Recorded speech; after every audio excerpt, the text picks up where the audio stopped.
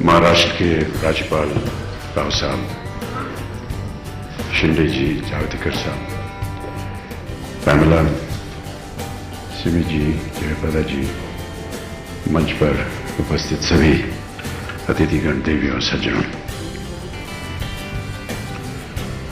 काफी देर से यहां बैठा हुआ हूं और जितने भी यहां महानुभाव आए उन्होंने बहुत सारी तारीफें की। मेरी अदाकारी के बारे में उन्होंने तारीफ की। इतनी तारीफ के बाद आज ऐसा एहसास हुआ कि एक अदाकारी मैं नहीं सीख पाया, और वो ये कि जब इतने सारे लोग तारीफ करें तो मेरा एक्सप्रेशन क्या होना चाहिए।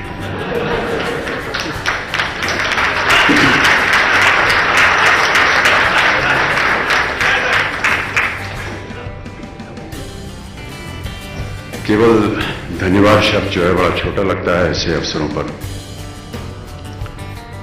लेकिन मैं सुबीरामी रेड्डी जी को, उनके फाउंडेशन को और जिनकी याद में उन्होंने आज ये कार्यक्रम आयोजित किया उसके लिए मैं उनको धन्यवाद देता हूं। यश जी के साथ मेरा पारिवारिक संबंध था और ऐसा मानता हूं कि आज भी वही संबंध है। जिस दिन से उनसे मुलाकात हुई तब से ऐसा लगा कि ये एक फिल्म से संबंधित कोई इंसान नहीं है। मुझे लगा कि ये मेरे बड़े भाई हैं और इनके परिवार में जितने भी सदस्य हैं वो मुझे अपने ही परिवार की तरह मानते हैं, और मैंने हमेशा जब भी उनके साथ संबंध बनाए, आना जाना हुआ, हमेशा ऐसे ही लगा कि मैं अपने ही घर में जा रहा हूं। इसका श्रेय न केवल यश जी को जाना चाहिए बल्कि पैमला जी को भी जाना चाहिए, क्योंकि उन्होंने हमेशा जया और मुझे एक ऐसी अदा के साथ, एक ऐसी नजर से देखा कि हम सब एक परिवार हैं। और शायद यही वजह थी कि जब भी हमने उनके साथ काम किया तो ऐसा नहीं लगा कि हम एक फिल्म में काम कर रहे हैं, बल्कि ऐसा लगा कि आते जाते टहलते हुए किसी के घर पहुंच गए, वहां पर एक कैमरा शुरू हो गया और हमने अदाकारी शुरू कर दी। यश जी की अपनी कहानी जो है वो अद्भुत रही है, और वो पहले तो अपने बड़े भाई माननीय श्री B.R. चोपड़ा जी के साय में रहे और उनके साथ बहुत सारी ऐसी फिल्में बनाई जो कि अद्भुत रही। लेकिन जब वो व्यक्तिगत रूप से जिन्होंने अपना बैनर जब शुरुआत की तो उनकी शुरुआत बहुत ही एक छोटे से कमरे से हुई। किरण शांताराम जी यहां बैठे हैं, उनको पता होगा कि राजकमल स्टूडियो में पहले मंजिल में, जहां पर स्टूडियो फ्लोर था, वहां पहली मंजिल पे जहां पर प्रोडक्शन के कपड़े रखे जाते थे, यंत्र वगैरह रखे जाते थे, उसी लाइन में एक छोटा सा कमरा था जहां जो आर्टिस्ट के कपड़े हो या कोई प्रॉपर्टीज हो, जहां पर रखे जाते थे, वहां पर यश जी ने अपना दफ्तर बनाया। मैं समझता हूं कि कोई 10 फुट बटा 5 फुट का ही कमरा रहा होगा। 2 आदमी बैठते थे वहां, एक यश जी बैठते थे और उनके सामने दरवाजे के पास उनका अकाउंटेंट बैठते थे। इधर उधर उसी कमरे में जो भी कलाकार उनके साथ उस फिल्म में काम कर रहे होते थे, जो कपड़े पहनने होते थे या जो प्रॉपर्टीज थी वो भी रखी होती थी वहां पर। ऐसे वातावरण में यश चोपड़ा जी ने अपना बैनर की शुरुआत की, और आज हम सबको बड़ा गर्व है कि आज यशराज स्टूडियो एक सबसे उत्तम स्टूडियो जो है वो देश का बन गया है। ये कोई मामूली काम नहीं है, ये काम एक ऐसे शख्स का है जिसे सिनेमा कला के साथ एक गहरा प्रेम था, और जितना गहरा उनका प्रेम था उतना ही वो दर्शाते थे अपनी फिल्मों में। कहीं भी किसी भी जगह यदि आप यश चोपड़ा जी की फिल्म देखेंगे आपको कहीं भी ऐसा नहीं लगेगा कि कोई ऐसा वाकया है इसके अंदर जो जीवन के साथ, आम आदमी के साथ संबंधित नहीं। यही उनकी खूबी थी। कोई भी आपको ऐसी चीज उसमें नहीं मिलेगी जहां आपको लगेगा कि ये स्नेह, प्यार, संबंध, जो जीवन की एस्थेटिक वैल्यूज होती थी, सुंदरता जो होती थी, वही आपको देखने को मिलेगा।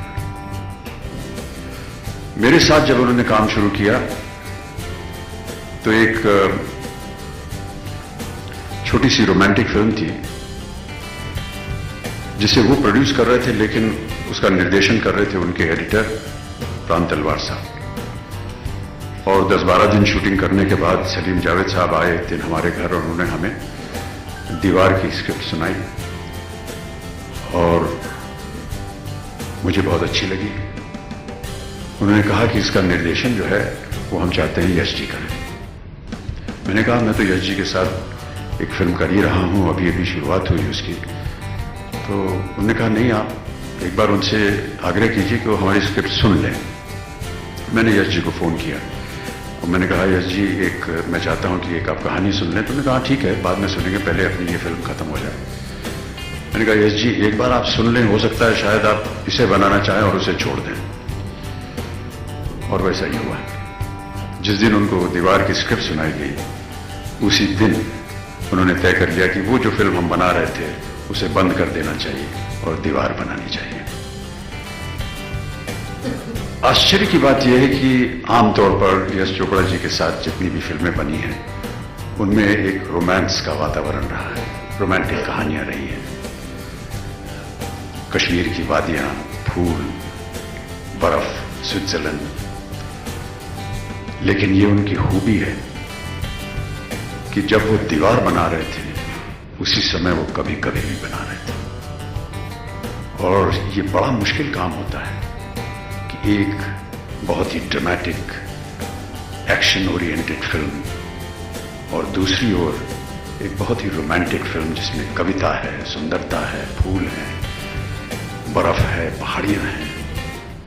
ये खूबी थी यश चोपड़ा की। कैसे उन्होंने ये निभाया ये हम नहीं जानते, ये वही जानते थे, लेकिन खूब निभाया। संगीत के साथ उनका खास प्रेम था। पैमला जी ने भी बात की कि कई रात हम लोग उनके कमरे में बैठ करके म्यूजिक सिटिंग्स किया करते थे। गद्दा वाला कमरा उनका आज भी याद है। वहां बैठ करके रात बिरात अच्छे अच्छे गीत संगीत सुना करते थे। और शिव कुमार जी यहां पर मौजूद हैं। एक शाम भूलती नहीं है।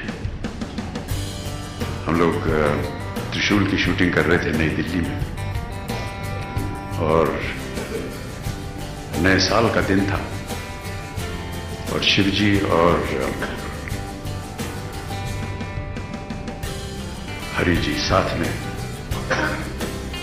हरि प्रसाद चौरसिया बांसुरी पर, शिव कुमार जी संतूर पर। मुझे याद नहीं है कि वो समा कैसे बीता। यश जी थे, पैन थी, जया थी, मैं थी और आप दोनों थे। कितने ही घंटे निकल गए, नया साल हो गया, एक पूरा साल बीत गया, लेकिन पता ही नहीं चला कि कैसे ये समय गुजर गया।